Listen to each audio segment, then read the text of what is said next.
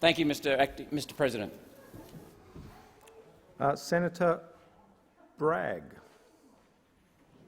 Terrific. It's great to be here earlier than I expected, but thank you very much for the opportunity, Mr. President.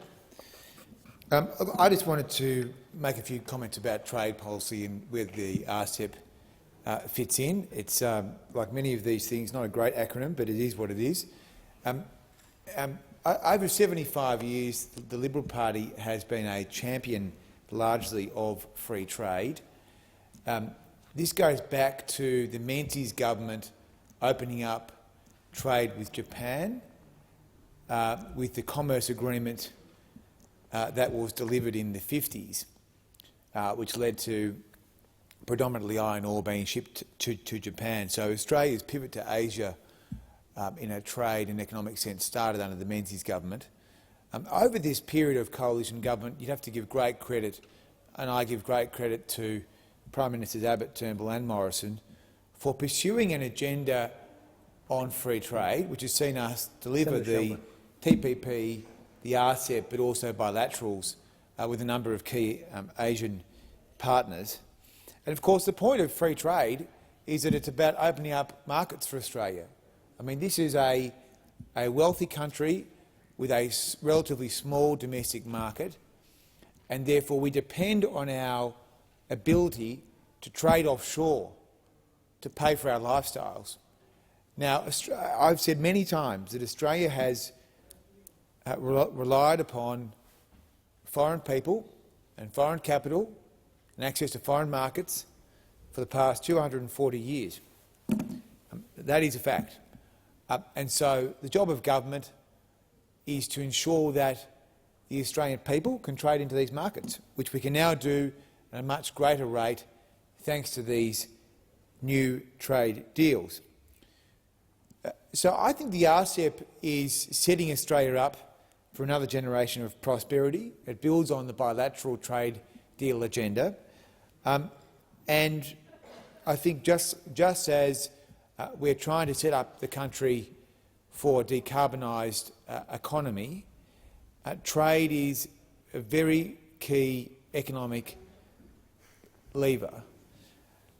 And it's always easy to run an agenda against free trade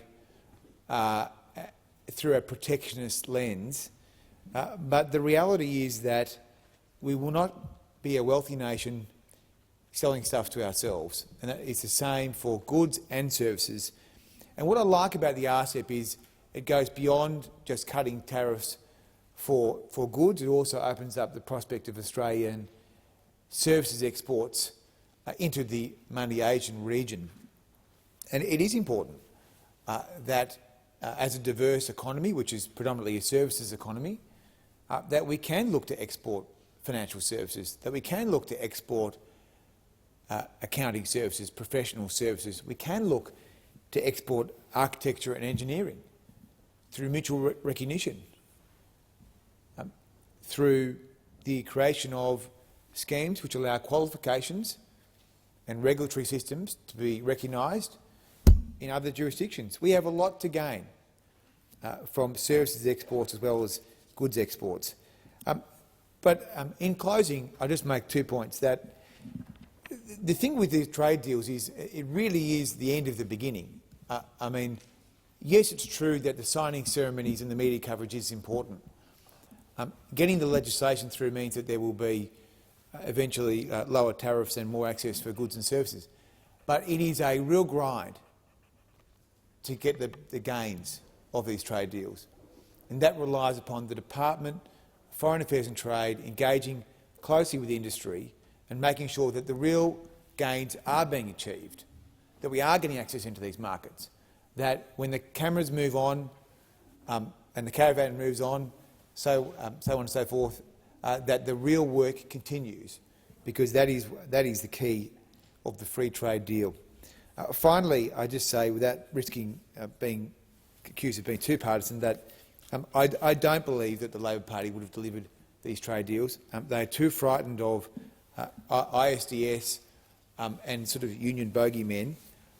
And unfortunately, Labor wasn't able to deliver big trade deals with Japan and with China when they were in government, because they weren't allowed to, because their union bosses said no. So I hope in the future, if there's ever a Labor government, that they actually use their own brains and assess the relative merits of trade deals, not being told what to think by people who aren't elected. But in our case, we always act in the national interest, and these are good developments, and I commend this legislation to the Senate.